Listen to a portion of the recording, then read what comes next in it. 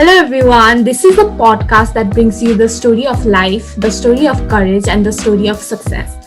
So we are back with you with the fourth episode of IPSF APRO Podcast with the story of success of Team Omega. Hi everyone, I'm Jyotsna Pokhriyal, Regional Media and Publication Officer, and with me to co-host this event we have I'm Shannon from the Regional Secretary Subcommittee.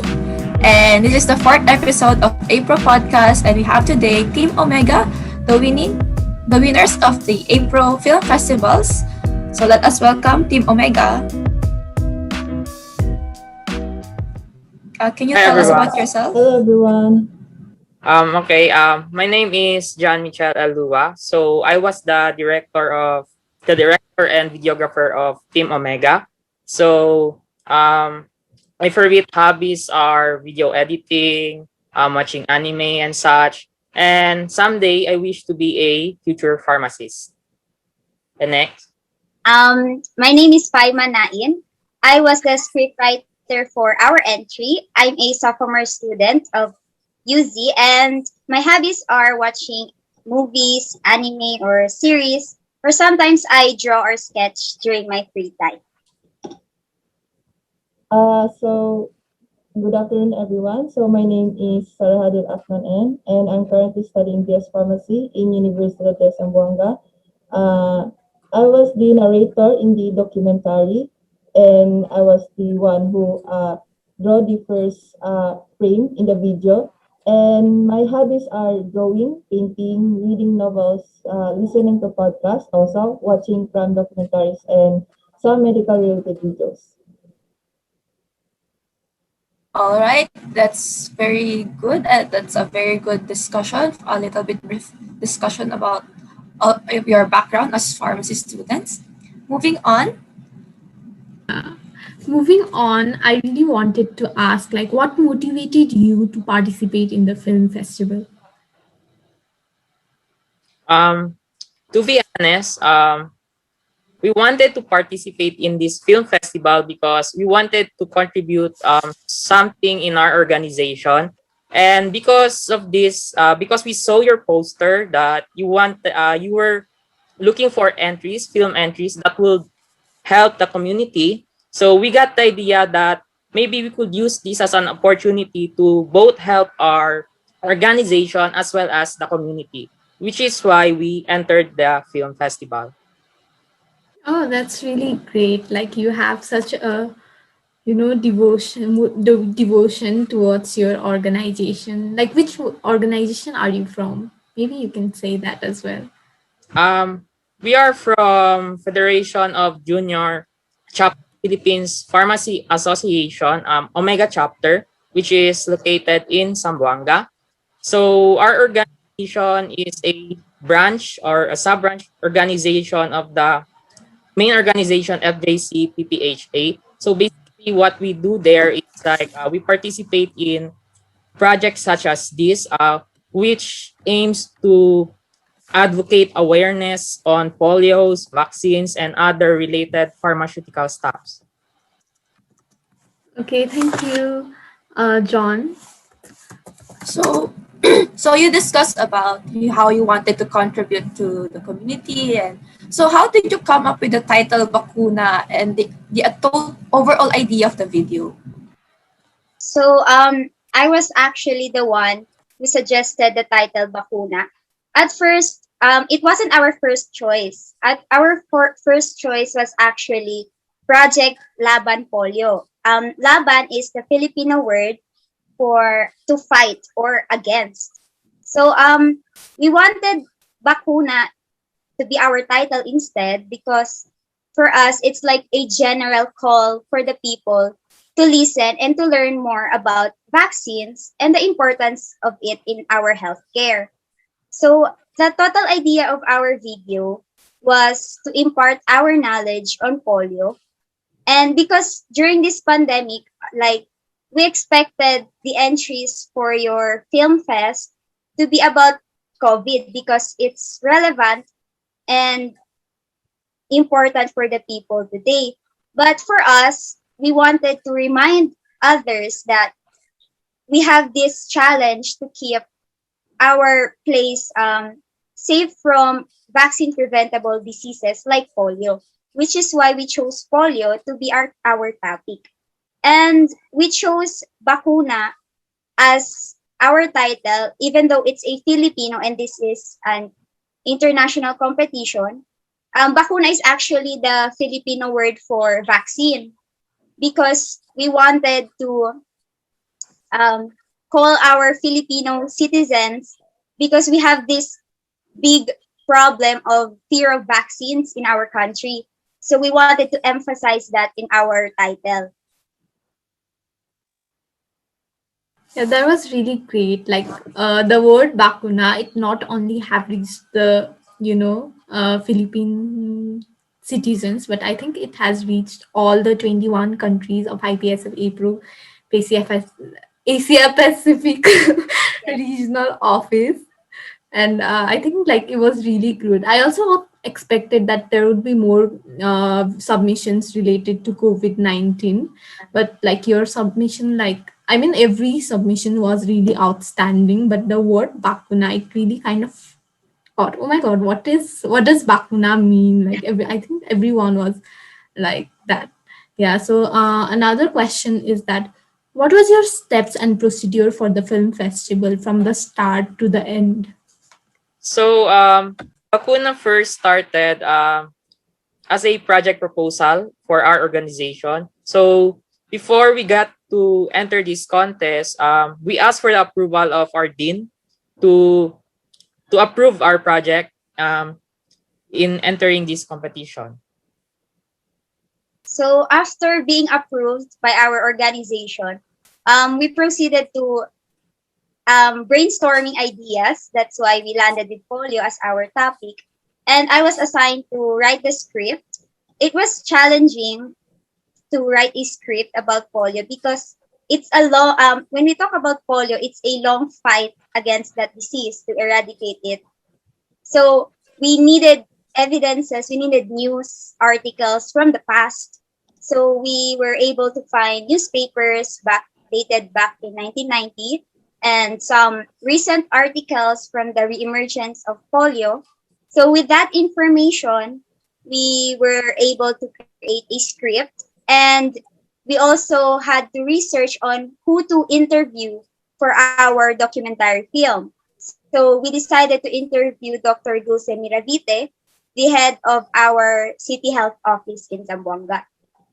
And then we proceeded to decide when to film and how to film it.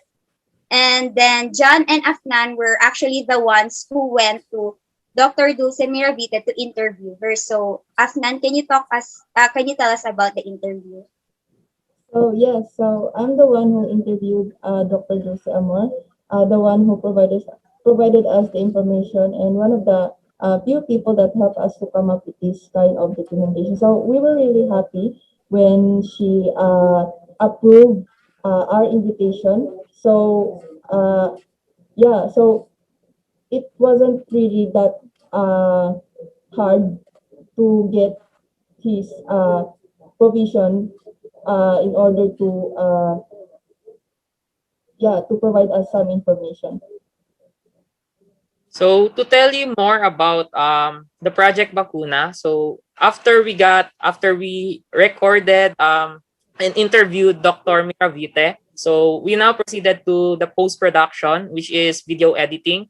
So during the post-production phase, so I had to conceptualize what shot should be used in this time frame, what music would give the emphasis on Dr. Miravita's answers. So it was not easy because I had to look for music that is not copyrighted. So but then it turns out that we're actually happy with how the result came out. So that's all. That's great. Like you were able to discuss from the start to the finish. But I'd like to delve into what do you think are the major problems you've encountered, like with the social distancing and the pandemic and lockdown? What are the challenges you've encountered? So, I think one of the struggles that we face during the production of the video is that, yeah, just like what are really happening right now, like since we are in the middle of pandemic, so it is really hard for us to go out without any restriction. And also we have to be very careful, like we have to follow health protocols such as social distancing, wearing of masks and face shields all the time. So, but even though it is hard, we still have this determination to spread knowledge and bring awareness to other people. Um, Also, looking for some participants to volunteer, I think uh, it is also one of the challenges that we face during the production, since we are in the middle of like pandemic right now, so people are hesitant to participate, but we are thankful to those few people who participated, because without their help, we won't be able to come up with such video. So we are very thankful that despite we are in the middle of pandemic, people are willing to participate. That's nice. So, moving on, after the submission of the videos, of course, there will be announcement. So, how did you feel when you got the email notification that you won the competition? Actually, during the waiting time for this announcement, it was like nerve wracking for us. And by the end of, like, there was a voting period, right, in YouTube, and that's like very, that was like, we didn't expect to win, because at first, like, our title was very simple. It's like straight to the point, and then our description was too short compared to the others. Like, and then we didn't actually had the highest votes in YouTube. So we were like, okay, I think we wouldn't win this. And then when we received the email, actually John was the first one to receive the email. And then he announced it to our group chat. And then all our teachers, our classmates, and the school itself was so proud of us. And we just didn't really expect this. And now we're here talking about our film festival at entry. And we're just very proud of that we reached so many audience with our entry. Yeah, that was so great. Actually, I also remember things from then. I really want to ask about like what your uh, winning secrets are as a team. Can you share like with everyone like what do you think are your winning secrets? So we think that one of the secrets that made us the winner for this competition is the fact that we were united, because people from our school, such as different departments such as medtech, respiratory, our teachers, dean, they were very supportive. Like, even though that they are not pharmacy students, they were really cooperative. Because of that, we are very thankful, and we are happy that they also have the same enthusiasm just like us. So I think one of the reasons is that we have this unity in a group, in order to bring awareness to other people. And also, I think perseverance. I think that is also one of the reasons why we won, because without that, we won't be able to continue, because at that time, there were lots of like duties that we had to accomplish, also like online class requirements. But we have this perseverance and determination to continue this project in order to show people that the importance of vaccine, in especially in our times right now.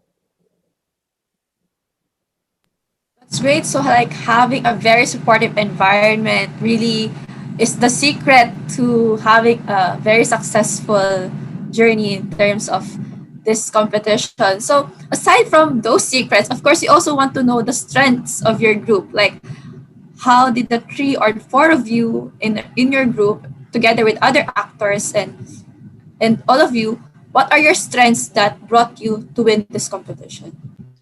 Um, for me, I think one of the greatest strength that our team has is because we were comfortable with working with each other. And at the same time, we had some past experiences on film festival competitions, which is why we were able to know on which direction should we be going. We were able to cater an issue about polio, which is not that common issue to tackle up. So because of this, I think this is what made our team very strong, our team entries very strong, because our entry was unique enough from the others that I'm not saying unique enough from the others. Yeah, that's all. Okay, so of course you mentioned about your strength of being comfortable and having the past experience of working with film festivals, but also what do you think are the drawbacks or weaknesses you've had as a group? In my opinion, one of our weaknesses was we were not able to meet like face to face, which makes it hard to communicate because um one of the virtual one of the problems that virtual meeting gives us is that uh, our time won't coincide sometimes. Maybe, for example, I'm awake at 9 p.m., which is supposedly meeting time. However, Afnan might be asleep by that time or busy doing household chores like that. So that's one of the drawbacks that stops that was hindering us from achieving this great success.